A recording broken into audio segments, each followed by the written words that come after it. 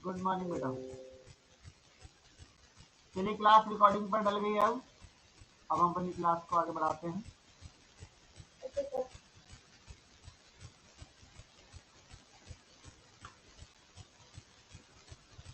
आज की डेट है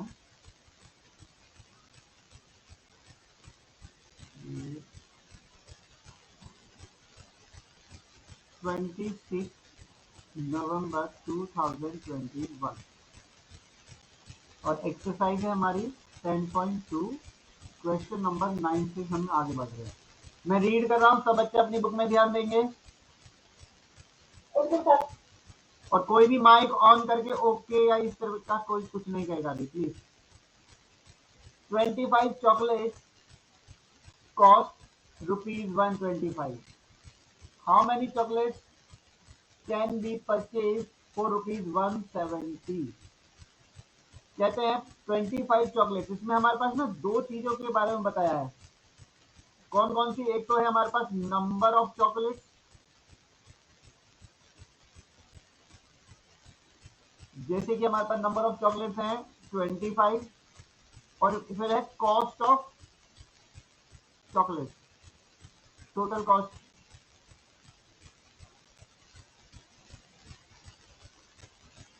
समझिएगा 25 चॉकलेट्स के लिए 125 रुपीज लग रहा है। फिर वही आगे बढ़ाते हैं। अगली बार ये नहीं मालूम कि कितनी चॉकलेट्स होंगी, बट प्राइस रुपीज बोले 170। इसकी हम टेबल बना रहे हैं।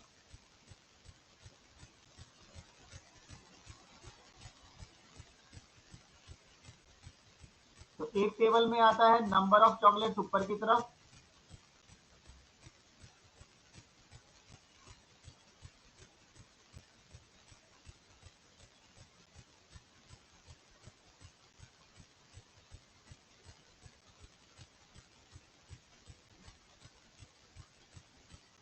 ठीक है। Number of chocolate 25,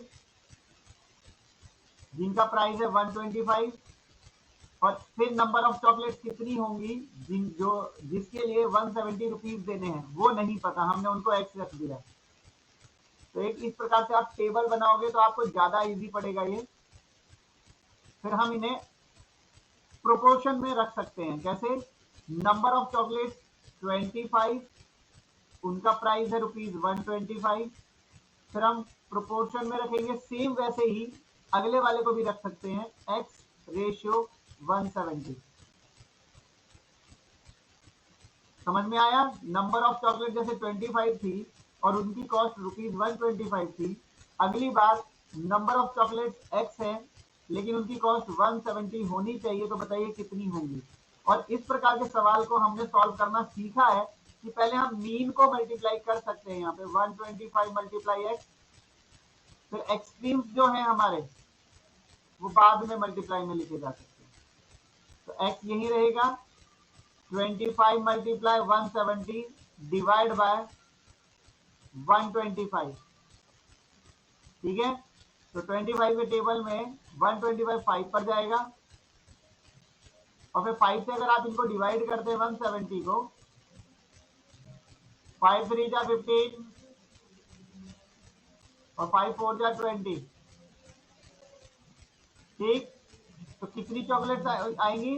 34 chocolate.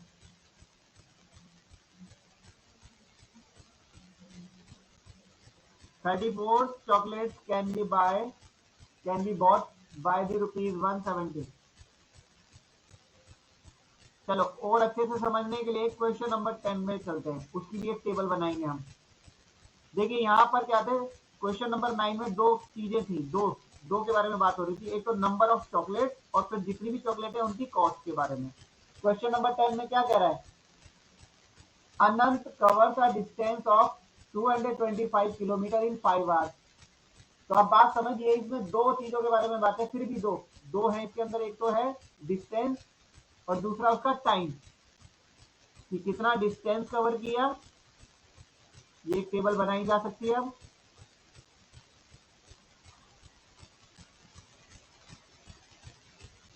थोड़ा नीचे कर लेते हैं। एक टेबल बना रहे हैं।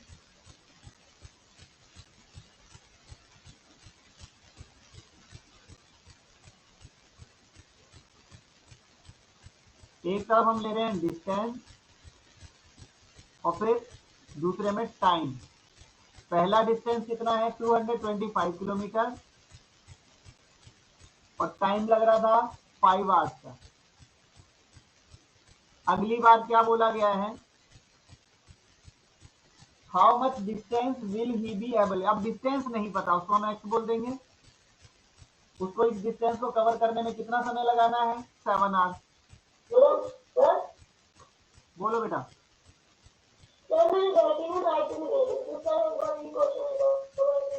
बेटा आपके पास वीडियो रिकॉर्डिंग पहुंच जाएगी, ठीक है। तो एक तरफ डिस्टेंस है और एक टाइम है, हमें इसका टेबल में हमने इसको फिट कर दिया। अब हमारे पास क्या है, हम इनको प्रोपोर्शन में लिख सकते हैं। जैसे डिस्टेंस का रेशो टाइम के साथ अगर हम करते हैं तो बनता है 225 का रेशो 5 के साथ। अगली बार डिस्टेंस मालूम नहीं है बट टाइम मालूम है, तो उसका एक्स रेशो 7 बनेगा और बीच में हम प्रोपोर्शन लगा सकते हैं। और इसको आपको मालूम है, पहले हम मीन को मल्टीप्लाई कर सकते हैं और फिर एक्सट्रीम्स को अलग मल्टीप्लाई कर सकते हैं। तो इस तरह से आपके पास x आ जाएगा।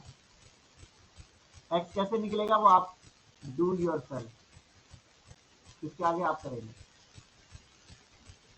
क्वेश्चन नंबर 11 देखिए, अभी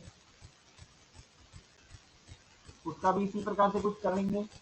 the ratio of trouser and shirt, ratio of trouser and shirt in the wardrobe. Wardrobe का मतलब है, पहले तो वार्डरोब की स्पेलिंग गलत लिखिए यहाँ पे। वार्डरोब की स्पेलिंग ROBE होती है, ठीक है, उसकी ठीक कर लीजिएगा। तो आपके पास दो चीजें हैं यहाँ पे, एक है ट्राउजर और एक तरफ है शर्ट। तो नंबर ऑफ, हम लिख सकते हैं नंबर ऑफ ट्राउजर और नंबर ऑफ शर्ट। अगर हम इसका टेबल बनाते हैं तो पहले जो इन्होंने रेशो दिया है वो रेशो ये कहना चाहता है कि ट्राउजर और शर्ट का जो रेशो इन्होंने 3:5 दिया है, इसका मतलब है 3 ट्राउजर पर 5 शर्ट्स हैं उसके अंदर। 3 शर्ट के कंपैरिजन में, सॉरी 3 ट्राउजर के कंपैरिजन में 5 शर्ट्स हैं। अगली बार इन्होंने बोला if the number of shirts 20 हो, शर्ट्स अगर 20 शर्ट्स हो तो ये बताइए ट्राउजर्स कितने हैं। सेम हो गया ये। तो हम इसको ऐसे लिख सकते हैं कि पहला जो रेशो था 3:5 था, जो प्रोपोर्शन में रखा जा सकता है, ट्राउजर कितने नहीं मालूम बट 20 शर्ट्स होनी चाहिए। तो इसे भी डू योर सेल्फ से सॉल्व कीजिएगा। इस प्रकार के सवाल हमने काफी सारे सॉल्व किए थे, आपको याद है, ऊपर दिखा देता हूं मैं आपको। इस प्रकार के कई सवाल हमने कल भी सॉल्व किए थे, याद हो तो। इसलिए इसके आगे के अब आप सॉल्व करेंगे आगे। क्वेश्चन नंबर 12 पे आकर, क्वेश्चन नंबर 12 में the length and the breadth. अब रेक्टेंगल की दो चीजों के बारे में फिर बोला है। अब हम इसकी भी एक टेबल बना सकते हैं। एक तरफ लेंथ है और एक दूसरे में ब्रेथ बोली है।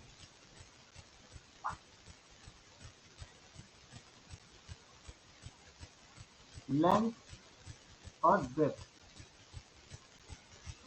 इनका जो हिसाब किताब बताया है वो एक तो 6:3 है, यानी लेंथ अगर 6 है तो ब्रेथ 3 है। अगले वाले में if the length is 80 centimetre, अब ये हो गया 80 सेंटीमीटर, तो ब्रेथ कितने सेंटीमीटर है नहीं पता, उसका एक्स फाइंड करो, एक्स लिख दिया हमने। तो इसको भी अगर लेते हैं तो 6:3 प्रोपोर्शन 80:x आएगा। अब आपको पता है कि मीन वाले एक साथ मल्टीप्लाई होंगे और एक्सट्रीम वाले एक साथ, तो 6 इंटू एक्स यहाँ कर देंगे, 3 मल्टीप्लाई 80 यहाँ लिख देंगे और हम x को यही छोड़ेंगे। 3 मल्टीप्लाई 80 डिवाइड बाय 6, फिर 3 और 6 2 पर जाएगा और 2 से ये 40 पर जाएगा, तो आपके पास 40 ब्रेथ हो जाएगी, 40 सेंटीमीटर है। तो ब्रेथ मिल गया 40 centimetre. Next is question number 13। इसमें कह रहे हैं the first 3 terms of proportion, यानी पहले 3 टर्म्स जो हैं, जैसे कि हमारे पास ए रेशो बी प्रोपोर्शन सी रेशो डी 4 होते हैं, तो उसमें शुरू के 3 हमें दिए हैं 15 रेशो 20 प्रोपोर्शन 30 रेशो, फोर्थ नहीं पता तो उसको हम x कह देंगे, कोई दिक्कत नहीं। चौथा हमें नहीं मालूम तो उसको हमने x बोल दिया, फोर्थ टर्म। और इसको आपको सॉल्व करना आता है, 15 मल्टीप्लाई x 20 मल्टीप्लाई 30, ठीक है। क्योंकि 4 ही टर्म हमें बोले थे, ये हमारा फर्स्ट कहलाता है, इसको हम फर्स्ट कहते हैं, इसे हम सेकंड बोलते हैं, इसे हम थर्ड बोलते हैं, और ये वाला हमारा होता है फोर्थ। और फोर्थ हमें दिया नहीं था, उसको हमने एक्स बोल दिया, तो एक्स यहीं छोड़ेंगे, 15 नीचे लेके जाएंगे। तो do your self, do yourself. Question number 14, find the second term. अब देखो इन्होंने सेकंड टर्म फाइंड करने के लिए बोला है, फर्स्ट थर्ड और फोर्थ टर्म दिए हैं, इसका मतलब ये है कि आपके पास फर्स्ट है, सेकंड नहीं है, थर्ड है और फोर्थ है। तो हमारे पास जो नहीं है उसकी जगह एक्स लिख दिया। फर्स्ट हमारे पास जैसे कि 42 हो गया, सेकंड है नहीं, थर्ड और फोर्थ 70 और 35 है, ठीक। इस हिसाब से हम निकाल सकते हैं, x मल्टीप्लाई 70 एक तरफ कर सकते हैं, इक्वल में 42 इंटू 35 एक तरफ लिख सकते हैं। Do your self.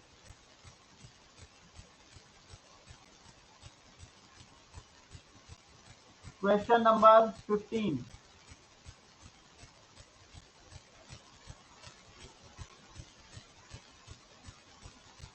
The ratio of the number of men to the number of women. इसमें भी टेबल की अगर हम बात करें तो एक तरफ है नंबर ऑफ मेन और दूसरी तरफ है number of women, number of main और एक तरफ है नंबर ऑफ वीमेन,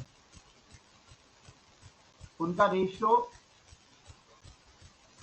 देखते हैं कितना दिया है, 5:4, यानी 5 आदमी हैं तो 4 औरतें हैं, इस प्रकार का वहां पे कॉम्बिनेशन है इनका। जिनमें से फिर आगे बोला if the number of man is 40, अगर नंबर ऑफ मैन अगर 40 है तो नंबर ऑफ वीमेन निकालना है। तो इसके लिए फिर वही 5:4 प्रोपोर्शन 40:x हो जाएगा। तो सॉल्व करना है, आप ही को करना है।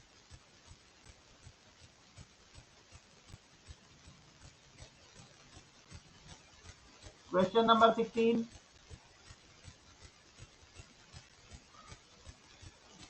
12 apples are shared by 8 person, यानी 12 एप्पल बांटे गए 8 लोगों में।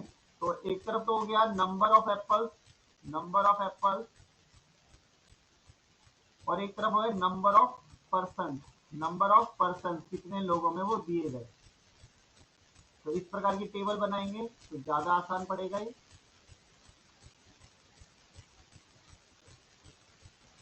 तो नंबर ऑफ एप्पल से 12 और नंबर ऑफ पर्सन से 8 लोगों में बांटा गया वो। अब कैसे बांटे वो जाने। फिर अगली बार ये कहा गया कि how many apples are shared by 2 person, तो बताइए 2 लोगों में कितने एप्पल गए होंगे, ये नहीं मालूम।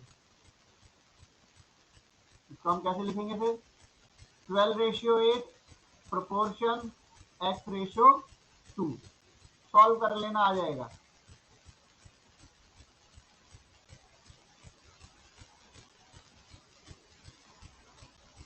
फिर उसके बाद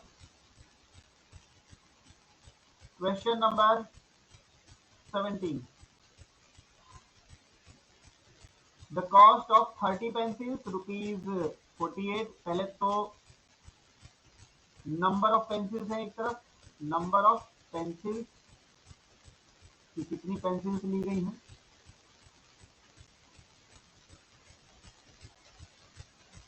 और फिर एक तरफ है cost of pencil, cost of pencil.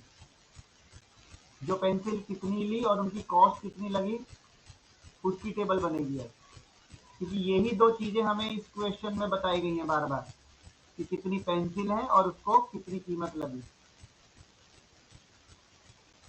जैसे कि नंबर ऑफ पेंसिल थी पहले 30 और रुपीज लगता था उसके लिए 48। अगली बार वो कह रहे हैं कि टू बाय 5 पेंसिल। अब अगर हम सिर्फ 5 पेंसिल खरीदना चाहें तो कितने पैसों की जरूरत होगी, तो वो नहीं मालूम। 30 पेंसिल 48 रुपए में थी, 5 पेंसिल कितने में होगी नहीं मालूम। तो हमारे पास हमारा तरीका हमको पता है, 30:48 प्रोपोर्शन 5:x। और आगे डू योरसेल्फ। ठीक, एक बार बता दो सबको आवाज मेरी आ रही है कि नहीं आ रही है? ठीक है ठीक है बेटा, ठीक है। अब माइक ऑफ रखिएगा। Question number 18।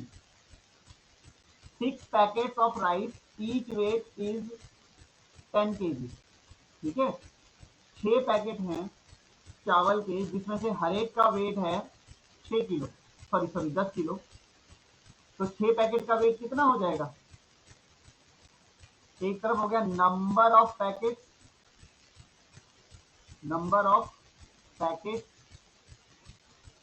ऑफ राइस, और फिर एक तरफ होगा weight of 1 packet of rice.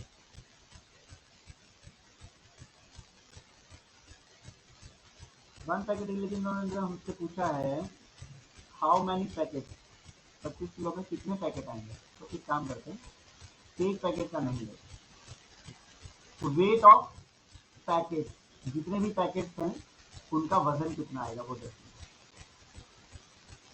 बात को समझिएगा, ये क्या किया है मैंने।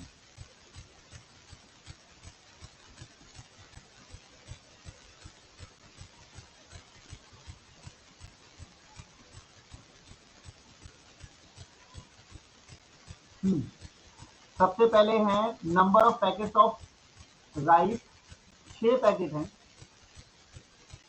6 पैकेट हैं और एक पैकेट का वजन 10 किलो है। तो वेट ऑफ 1 पैकेट इज, यहाँ पे लिख देते हैं, वेट ऑफ 1 पैकेट हमें 10 किलो दे रखा है। तो 6 पैकेट का वेट कितना हो जाएगा? 6 इंटू 10, 60 kg। 6 पैकेट हैं, एक पैकेट का वजन अगर 10 किलो है तो 6 पैकेट का वजन कितना होगा? 7 किलो। अगली बार वो कहते हैं, क्या कह रहे बेटा?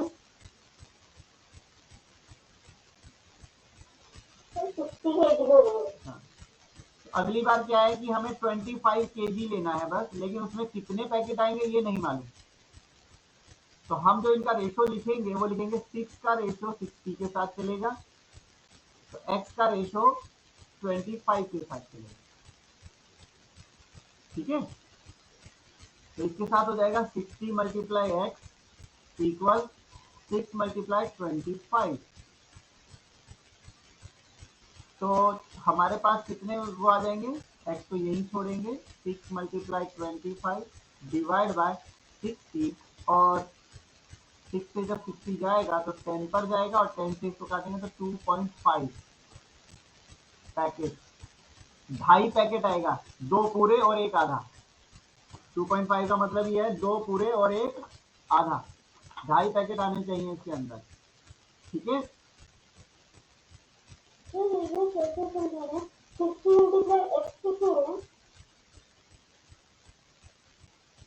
60 मल्टीप्लाई, आपको तो मालूम है ना, ये तो मालूम है ना कि हमें मीन टू मीन मल्टीप्लाई करना पड़ता है और एक्सट्रीम को एक्सट्रीम से मल्टीप्लाई करना पड़ता है। याद है कुछ?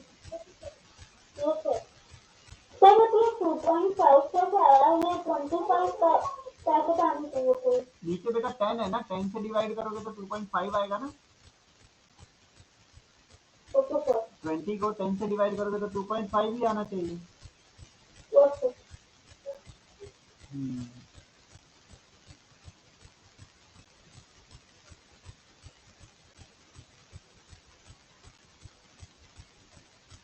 तो 6 पैकेट अगर 60 किलो के हैं तो 25 किलो में कितने पैकेट आएंगे? 2.5 पैकेट। तो ये क्वेश्चन नंबर था आपका, क्वेश्चन नंबर 18। तो क्वेश्चन नंबर 18 में आपका जो इसमें आंसर दिया है 10.2 में, वो जो है 15 पैकेट, तो वो गलत है। ठीक है, इसमें 2.5 पैकेट आएगा। Next is question number 19। The ratio of the, अब सब माइक ऑफ कर लीजिए। The ratio of the income to the expenditure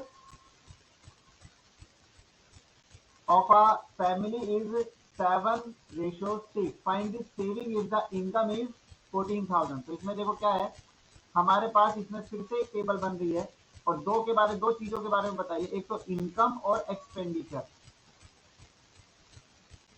income कितनी है और खर्चा कितना है। अगर इनकम और एक्सपेंडिचर यहां रख दें और इनका रेशियो बोला है कि इनकम जब 7 रुपए है तो 6 रुपए तो खर्चा कर देता है। 7:6 का मतलब ही ये होता है कि इनकम अगर 7 है तो एक्सपेंडिचर 6 है। अगली बार कहता है इफ द इनकम इज 14,000, अगर इनकम 14,000 हो तो खर्चा कितना है ये नहीं मांगा। फिर हमसे पूछा सेविंग कितनी है, हमसे सेविंग जानना चाहता है कि सेविंग कितनी है। कोई बात नहीं, पहले हम खर्चा पता कर लें। 7:6 प्रोपोर्शन 14,000 रेशियो एक्स, इससे क्या पता चलेगा। एक तो हमारे पास 7 को हम मल्टीप्लाई करेंगे x से और यहाँ 6 को मल्टीप्लाई करेंगे 14,000 से, तो x यही रहेगा 6 मल्टीप्लाई 14,000 डिवाइड बाय 7। 7 से जब 14,000 को डिवाइड करोगे तो 2,000 आएगा और 2,000 को 6 से मल्टीप्लाई करोगे तो 12,000 आएगा। इसका मतलब उसके जो खर्चा है वो 12,000 रुपये का खर्चा है। 14,000 रुपये कमाता है, 12,000 खर्च करता है, तो सेविंग क्या हो गई। सेविंग है इनकम जितना कमाया जाता है उसमें से खर्च। बिल्कुल बिल्कुल, एक्सपेंडिचर हमें माइनस करना है। एक्सपेंडिचर खर्चा कितना है, जैसे 14,000 कमाया, 12,000 माइनस कर दो, जो खर्च है तो 2,000 उसकी सेविंग है। सेविंग कितनी होगी इसकी, 2,000 रुपीज।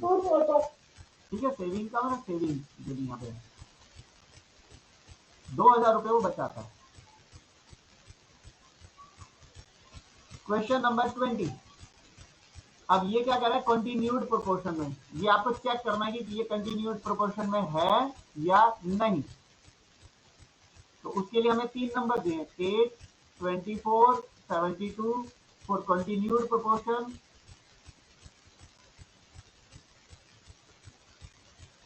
कंटिन्यूड प्रोपोर्शन के लिए हमें क्या करना पड़ता है, बीच वाले को 2 बार लिखना होता है, ये समझाया था मैंने। और हमें फिर इसको देखना है, एक्सट्रीम वालों को एक्सट्रीम से ही मल्टीप्लाई करना है और मीन की मीन से करनी है। 8 2 जा 16 कैरी 1, 8 7 जा 56 तो हो गया 57 और 24 को 24 से मल्टीप्लाई करते हैं तो 576। तो ये होगा यस। हाँ, ये कंटिन्यूड प्रोपोर्शन में हैं। Yes, these are in continued proportion. ठीक है, क्वेश्चन नंबर 21। फिर से लेंथ और ब्रेथ की बात कर रहे हैं। The ratio of the length and breadth of a football ground is 4:3। Find the length if the breadth is 30। अगर आप इसकी टेबल बनाते हैं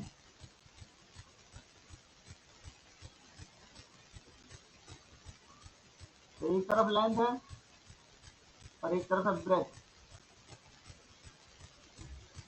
तो इनका लेंथ और ब्रेथ का रेशियो है 4:3 यानी 4 और 3।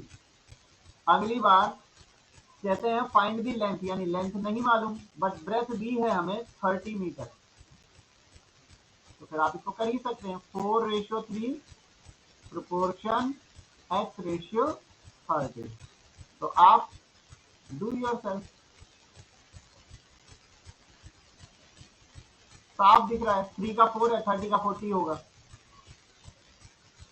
ठीक है, सॉल्व करके देखिएगा। In the last question of this exercise, question number 22, a lady prepares a sweet. मिठाई, एक लेडी मिठाई बनाती है, which needs 8 cup of milk and 3 cup of rice. तो number of cup of milk, एक तो टेबल में ये आ जाएगा, ठीक है, और एक तरफ है number of cups of rice, ठीक है, number of cups of rice, number of cups of rice. तो बताइए जब वो कोई डिश बना रही है तो कितने तो दूध की जरूरत पड़ेगी, 8 कप, और राइस की जरूरत पड़ेगी 3 कप। अगली बार उन्होंने कहा कि she has 32 cups of milk, milk है 32 कप, तो उसके लिए राइस कितने कप की जरूरत पड़ेगी, तो उसका नहीं पता। तो इसके लिए भी आपका रेशियो वाला ही चलेगा, 8:3 प्रोपोर्शन 32:x। तो 8 × x इक्वल 3 × 32, x यही रहेगा, 3 × 32 डिवाइड बाय 8, 8 से जाएगा 4 पर, 8 4 जा 32 एंड 4 3 जा 12 कप। 12 कप चावल चाहिए, 12 कप ऑफ राइस, 12 कप चावल चाहिए इसके अंदर। ओके, तो इसके अंदर आपका हो गया।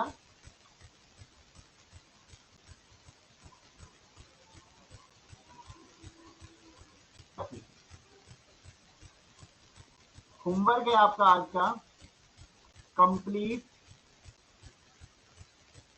एक्सरसाइज 10.2 इन फेयर नोटबुक।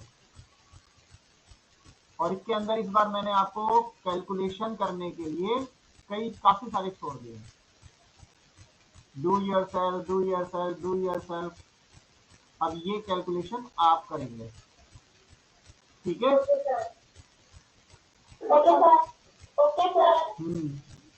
अब आप लोग मुझे अटेंड